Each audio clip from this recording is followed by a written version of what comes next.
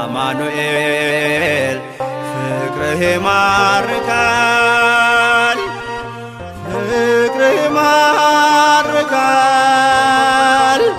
በመስቀል ተሰቅለ መድኃኒት ሆነሃል አማኑኤል ፍቅርህ ይማርካል።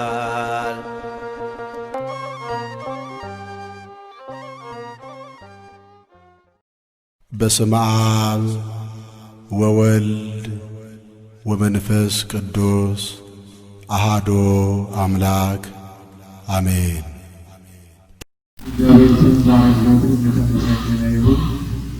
የእናታችን የንጽሕተ ንጹሐን የቅድስት ድንግል ማርያም የእናትነት ዋርጃ አይለየን።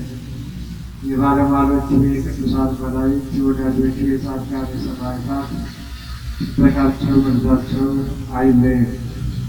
እግዚአብሔር ስለ እነሱ ጸሎትና ምልጃ ብሎ በመካከላችን ሆኖ ሊመክረን ሊባርከን ቅዱስ ፈቃዱ ይሁንልን።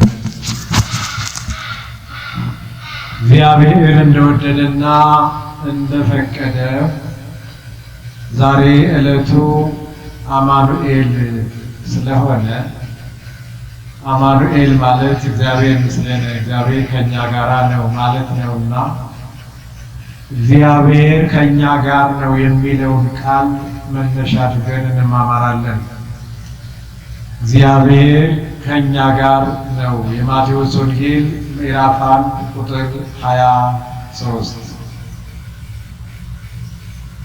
እግዚአብሔር ከኛ ጋር ነው ባሉት እስቲ ቃሉ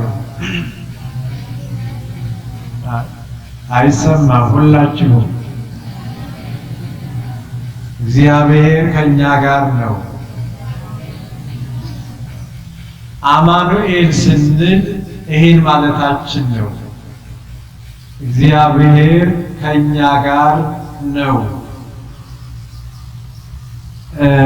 አንዳንዴ በጨዋታ መካከል አንዳንድ ነገር ሲያልፈን እግዚአብሔር እኮ ከኛ ጋር ነው ብለን እናወራለን። በወሬ ደረጃ ማለት ነው፣ በጨዋታ ደረጃ። በእርግጥ እግዚአብሔር የሰጠንን እድላችንን በአግባቡ ብንጠቀም እግዚአብሔር ከኛ ጋር ነው። እግዚአብሔር ከኛ ጋር ነው። እግዚአብሔር ከኛ ጋር የሚሆንበት መንገድ ሁለት ነው። እንደ ቃሉ እግዚአብሔር ከኛ ጋር ይሆናል። እንደኛ ኗኑር ደግሞ እግዚአብሔር ከኛ ጋር አይደለምና እግዚአብሔር ከኛ ጋር ሊኖር የሚችለው እኛ ምን አይነት ሰው ስንሆን ነው የሚለውን ማየት እንድንችል ነው። እግዚአብሔር አንዳንድ ሰዎች ሀብት ሲያገኙ፣ ስልጣን ሲያገኙ፣ ዕውቀት ሲያገኙ አብሯቸው የሚውለውን ሰው ይመርጣሉ። ጓደኛ የሚያደርጉትን ይመርጣሉ። ምስጢረኛ የሚያደርጉትን ይመርጣሉ። የእነሱ ምርጫ ደግሞ ከገንዘብ ጋር፣ ከመልክ ጋር፣ ከዕውቀት ጋር፣ ከተለያዩ ነገሮች ጋር ስለሚሆን ብዙዎቻችንን ወደ ኋላ ሊያገሉን ይችላል። እግዚአብሔር ከኛ ጋር ለመሆን የሚመርጥበት መንገድና ሰዎች ከኛ ጋር ለመሆን የሚመርጡበት መንገድ የተለያየ ነው። ሰዎች እንዲመርጡን ማድረግ ከባድ ነው። እግዚአብሔር እንዲመርጠን ማድረግ ቀላል ነው። እግዚአብሔር ከኛ ጋር እንዲሆን ማድረግ ቀላል ነው። እግዚአብሔር ከኛ ጋር እንዲሆንና ገነት እንድንገባ የሚያስቀምጠው መስፈርት ቀላል ነው። በእውነት እግዚአብሔር ሕግ ሲደነግግ፣ ትእዛዝ ሲያወጣ፣ መስፈርት ሲያስቀምጥ ሁሉም ሰው እንዲወጣው አድርጎ እንጂ ለሰው ከባድ አድርጎ አይደለም የሚያወጣው ማለት ነው። አሁን ሰው የሚያስቀምጠው መስፈርት መልክ ቢመርጥ መልክ የሌለን እንቀራለን። ገንዘብ ቢፈልግ ድሆች እንቀራለን። ብዙ ነገር አለ። እግዚአብሔር ግን በዚህ መልኩ አይደለም የሚመርጠው። ሆኖም እግዚአብሔር ከኛ ጋር የሚሆንበት መንገድ ሁለት ነው፣ ወይም የሆነበት መንገድ ሁለት ነው። አንዱ በተዋህዶ ሰው አምላክ፣ አምላክ ሰው መሆኑ ነው። በምስጢረ ሥጋዌ ከሦስቱ አካል አንዱ አካል እግዚአብሔር ወልድ ወደዚህ ዓለም መጥቶ ከቅድስት ድንግል ማርያም እንደሚወለድና ሰው እንደሚሆን በኪደተ እግሩ ተመላልሶ እኛን እንደሚያድነን አስቀድሞ ገና በትንቢትም ድንግል በድንግልና ትጸንሳለች፣ ትወልዳለች፣ ስሙንም አማኑኤል ኢየሱስ እየተባለ በትንቢተ ኢሳይያስም ተነግሯል። ይሄ በትንቢት ሲነገር የነበረው እርሱ እግዚአብሔር ለአዳም የሰጠው ቀጠሮ በነቢያት አድሮ ያናገረው ትንቢት ቀኑ ጊዜው ሲደርስ ሳያተርፍም ሳያጎልም ሳይጨምር ሳይቀንስ በጽኑ ቀጠሮ መሰረት እግዚአብሔር ከሰማየ ሰማያት መጥቶ ወደዚህ ወደኛ የኛን ባህሪ የኛን ሥጋ ይለብስ ዘንድ ሰው ይሆን ዘንድ የወደደ አምላክ እመቤታችንን አስቀድሞ ከጥንተ አብሶ አንጽቶ ቀድሶ ንጹሕ ዘር አድርጎ አቆይቶ የነበረ አምላክ በመንፈስ ቅዱስ ያነጻት የቅድሳት አምላክ በመልአኩ በቅዱስ ገብርኤል አብሳሪነት የእመቤታችን ሥጋ ከሰማይ ከመጣው ከአምላክ ከመለኮት ጋር ተዋህዷልና እመቤታችን ደግሞ የኛ እናት ናት። የኛ ቤታችን ሥጋ የኛ ሥጋ ነውና ሰው አምላክ መሆን የቻለው አምላክ ሰው መሆን የቻለው በተዋህዶ ነው። ከእመቤታችን ከንጽሕተ ንጹሐን ከቅድስት ድንግል ማርያም ከሥጋዋ ሥጋን ከነፍሷ ነፍስን ነስቶ ለልማዱ በእናቶች ማህፀን ሰው ሲጸነስ ከሴት ደም ከወንድ ዘር ተከፍሎ በማህፀን ይዋሃዳል። ጽንስ ተፈጠረ ተብሎ ያድጋል። ወንድ የሚሆን ሴት ይወለዳልና በጽንስ መጠን ሰው አንድ ሙሉ ሰው ለመሆን ከወንድ የሚመጣው ዘር ብቻ ሲቀር በጽንስ መጠን ከእመቤታችን ከሥጋዋ ሥጋ ከነፍሷ ነፍስ ተከፍሎ በማህፀኗ አካላዊ ቃል ደግሞ በመልአኩ በቅዱስ ገብርኤል አብሳሪነት የእግዚአብሔር አብ ቃል ከእመቤታችን ሥጋ ጋር ተዋሃደ። በማህፀን ተጸነሰ፣ ተወሰነ። 9 ወር ከ5 ቀን ቆይቶ ተወለደ። በዚህ ጊዜ እግዚአብሔር ከኛ ጋር ሆነ ማለት ነው። እኛ እግዚአብሔር መጥቶ ሲዋሃድ፣ ቃል መጥቶ ከሥጋ ሲዋሃድ፣ ሥጋ ከቃል ሲዋሃድ አንድነት ተፈጥሯል፣ ውህደት ተፈጥሯልና አንደኛው እግዚአብሔር ከኛ ጋር ሆነ ወይም የሆነበት መንገድ ይሄ ነውና በዚህ ጊዜ ሰው አምላክ ሆኗል፣ አምላክ ደግሞ ሰው ሆኗል። ሁለተኛው በመጠበቃችንና እንደ ቃሉ በመኖራችን የሚከናወን ነው። የመጀመሪያው ይሄ ሲሆን ሁለተኛው በመጠበቃችንና እንደ ቃሉ በመኖራችን የሚከናወን ነው። እግዚአብሔር ከኛ ጋር የሚሆንበት መንገድ። ወደ ኋላ ወደ አንደኛው እንመለስና ቅዱስ ዮሐንስ በምዕራፍ 1 ቁጥር 14 ላይ እንደጻፈው በወንጌሉ ቃል ሥጋ ሆነ ወኀደረ ላዕሌነ፣ ቃል ሥጋ ሆነ በእኛም አደረ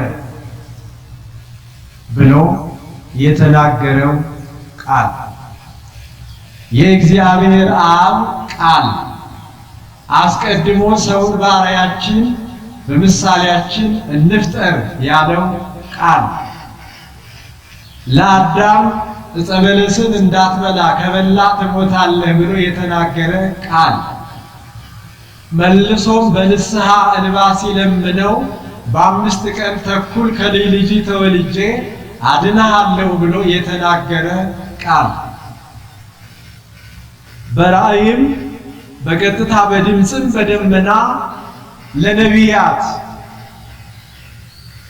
ሲነግራቸው የነበረ ሲሰሙት የነበረ ቃል ያንተ ደብዳቤ ያንተ ንግግር ያንተ ቃል ሃይማኖተ አበው ዘቴዎዶጦስ ምዕራፍ 58 ላይ እንደሚናገረው የናንተ ሐሳብ የናንተ ንግግር የናንተ ቋጠሮ ምኞት ይሰማ የነበረው የማይታየው ቃላችሁ የሚሰማው የሚደመጠው በአይን የማይታየው ንግግራችሁ ከልባችሁ ተቀምሮ ወረቀት ላይ ሲጻፍ ይታያል።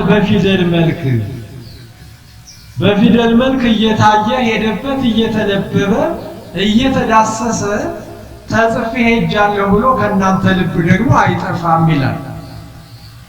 ይህንን ምስጢር ሲያስረዳ በውስጣችን ቋጥረነው ይዘነው የነበረ ሐሳብ በደብዳቤ ጽፈን ስንሰደው እየታየ ይነበባል። ተሰደደበት ቦታ እየተነበበ እኛ ልብ ውስጥ ደግሞ አለ። ከመጻፉ በፊትም ነበረ፣ ተጽፎ ከሄደ በኋላም አለ። እዚያ እየተነበበ ሰው እየዳሰሰው እያነበበው እያየው እየተረዳው እኛ ልብ ውስጥ ደግሞ አለና አጠገባችን ላለ ሰው ልናወራው እንችላለን። ልክ እንደዚህ እግዚአብሔር አምላክ እዚያ በአምላክነቱ በዙፋኑ እያለ በቅድስት ድንግል ማርያም ወረቀትነት ብራናነት የእርሷን ሥጋ ለብሶ ሰው ሆኖ መታየቱን ነው በዚህ በምሳሌው የሚነግረን። መዳሰሱን መታየቱ ወደ እርሷ ማህፀን መጥተው ከመጸነሱ በፊትም ነበረ በአምላክነቱ። እሷ ማህፀን ውስጥ 9 ወር ከ5 ቀን እያለ በአምላክነቱ እዚያም አለ ማለት ነው። እንደዚህ የሆነ አምላክ የሚሳነው የሌለ አምላክ ወይም የአምላክ ቃል የአምላክ ንግግር አካላዊ ቃል ወልድ። አንዳንድ ሰው ተጨንቆ የነበረውን እድል ገጥሞት ሲተነፍስ ተወለደለት ይባላል። አርግዞት የነበረውን ወለደ ይባላል። ተናግሮ ስለወጣለት መናገር ያለበትን እንደ ልቡ ተናግሮ እዛ በኋላ መፍትሄን ስላገኘ በፊት እንዳይናገር ወይ ታፍኗል እንበል ወይ ተከልክሏል እንበል ወይ የሚናገረው ሰው አጥቷል እንበል። ቀን ገጥሞ ሲናገር ግን ተወለደለት ይባላል፣ ተወለደልኝ ይባላል። ከአብ የወጣ ቃል እግዚአብሔር ወልድ የአብ ቃል። ከአብ የወጣ የምንለው አብ እንደ ልብ ነው፣ ከልብ የሚወጣ ንግግር ነው፣ ቃል ነው አይደል? ከአብ የወጣ ቃል ተወለደ የምንለው ቃሉን ነውና ቀድሞ የእግዚአብሔር አብ ልጅ የሆነ ወልድ ወደዚህ ዓለም ተልኮ መጥቶ የእመቤታችንን ሥጋ ስለለበሰ ሰው ስለሆነ ቃል ሥጋ ሆነ አለና ተናገረ። ዮሐንስ በወንጌሉ ቃል ሥጋ ሆነ። እንደገና መለሰና በእኛም አደረ አለው። ደግሞ ኮነና አደረ እንዳለቃና እንደ ጠበቃ ይጠባበቃሉ ይላል። ቃል ሥጋ ሆነ የሚለውን ይዘው አምላክ ወደዚህ መጥቶ ሥጋ ሲሆን አምላክነቱ ቀረ ተለወጠ እንዳይሉ ሀደረ አለባቸው ይላል። ሀደረ የሚለውን ይዘው አልተዋሃዳትም መጥቶ እንደማንኛውም በውስጥ ገብተው አደረ ሲወጣም ወጣ እንዳይባል ደግሞ ሥጋ ሆነ። ይሄ በጣም ትልቅ ምስጢር። ሥጋ መሆን ማለት መለወጥ ይመስላል። መለኮት አምላክ የነበረው አምላክነቱን ትቶ የተለወጠ ይመስላል። መለወጥ አይደለም። ቃል ሥጋ ሆነ አለና በእኛም አደረ። ስለዚህ ሀደረ ሲል በእመቤታችን ማደሩን ነው። ደግሞ አልተዋሃዳትም እንዲሁ ዝም ብሎ አደረ እንዳይባል ሥጋ ሆነ። ሥጋ የሆነው እሱ ነው። ስለዚህ አካላዊ ቃል ሥጋን በተዋሃደ ጊዜ የቃል ገንዘብ ለሥጋ ሆነ። የሥጋ ገንዘብ የቃል ገንዘብ ለሥጋ፣ የሥጋ ገንዘብ ለቃል ወይም የመለኮት ገንዘብ ለሰው ሆነ። የሰው ገንዘብ ለመለኮት ሆነ። አንዳንዴ እኛ ካፌ የምንጠጣው ማኪያቶ ነው ስፔስ የሚቀየረው። የወተት ገንዘብ ለቡና ይሆናል። የቡና ገንዘብ ለወተት ይሆናል። ጣዕሙም መልኩም መጠነኛ ሆኖ ይለዋወጣል። ብቻ ስፔስ እንለዋለን ወይም ማኪያቶ ነው። የትኛው ማኪያቶ ነው? ነጭ የነበረው ወተት ነጭነቱን ይተዋል። ጥቁር የነበረው ቡና ጥቁርነቱን ይተዋል። ቀይጠን ግን እንጠጣለን። ጣዕሙም መልኩም ተለዋውጦ ነው። የአምላክ ሰው መሆን መዋሃድ ግን እንዲህ አይደለም። ከቃል ጋር የመዋሃዱ ጉዳይ ምስጢር እንዲህ አይደለም። የቃል ገንዘብ የመለኮት ገንዘብ የአምላክ ገንዘብ ማለት ባህሪ ማለት ነው። ባህሪ መለኮት ረቂቅ፣ መለኮት አምላክ ርቀቱ ሳይለቅ አምላክነቱን ሳይለቅ ስለሆነ የመለኮት ረቂቅነት የመለኮት አምላክነት ለሥጋ ሆነና የሥጋ ገንዘብ ደግሞ ለአምላክ ሆነና አይታይ የነበረው አምላክ መታየት ቻለ፣ መዳሰስ ቻለ፣ ውሱን ሆነ። በእመቤታችን ማህፀን ተወሰነ። ተወልዶም እንደ ሕፃናት ዝግ እያለ አደገ። እንደ ሰው ተመላለሰ፣ ታየ፣ ተዳሰሰ። ለምን? የሥጋን ገንዘብ መለኮት ገንዘቡ ስላደረገ ሥጋዬ ይህን ያደርጋል ወይም ምን ሳይ ይህን አደርጋለሁ ነው የሚለውና በሥጋ መደረግ ያለበትን አድርጓል፣ በአምላክነቱ መደረግ ያለበትን አድርጓልና የቃል ገንዘብ ለሥጋ ሆነ፣ የሥጋ ገንዘብ ደግሞ ለቃል ሆነ። አካላዊ ቃል ሥጋን ሲዋሃድ እነዚህ ነገሮች ተፈጸሙ ማለት ነው። ይሄም ተዋህዶ በተአቅቦ ይባላል። ተዋህዶ በተአቅቦ በመጠባበቅ አምላክነትን ሳይለቅ ሥጋም አምላክ ሲሆን ሥጋነቱን ሳይለቅ አምላክም ሥጋ ሲሆን አምላክነቱን ሳይለቅ ተዋህዶ በተአቅቦ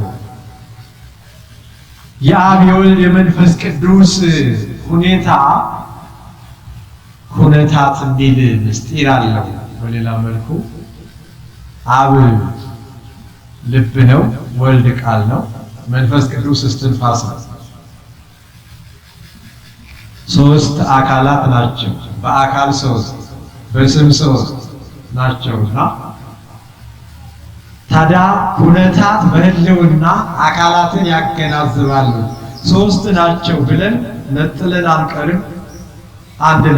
አንድ ነው ብለን አንጠቀልልም። ሶስት ናቸውና አብ ምንድነው ብለን የተማርነው? ልብ ነው አይደል? የአብ ልቡናነት በራሱ ለአብ ልብ ሆኖ ለቃልም እሱ ነው ልብ፣ ለወልድም ለመንፈስ ቅዱስም እሱ ነው ልብ ማለት ነው። አሁን የወልድ ቃልነት ደግሞ ለራሱ ንባብ ቃል ሆኖ ለአብም ቃሉ እሱ ነው፣ ለወልድም ራሱ ነው፣ ለመንፈስ ቅዱስም ራሱ ወልድ ነው፣ ሌላ ቃል የለም። መንፈስ ቅዱስ እኔ ባይ አካላዊ መንፈስ ቅዱስ ማህየዊ መንፈስ ቅዱስ ሕይወትነቱ እስትንፋስነቱ ለራሱ ሆኖ ለወልድም እሱ ነው፣ ለአብም እሱ ነው። ስለዚህ በህልውና ይገናዘባሉ ማለት አብ በልቡናነት ወልድም ላይ መንፈስ ቅዱስም ውስጥ አለ ማለት ነው። አንድ ናቸው። ወልድ ደግሞ በቃልነት በአብም በመንፈስ ቅዱስም አለ ማለት ነው።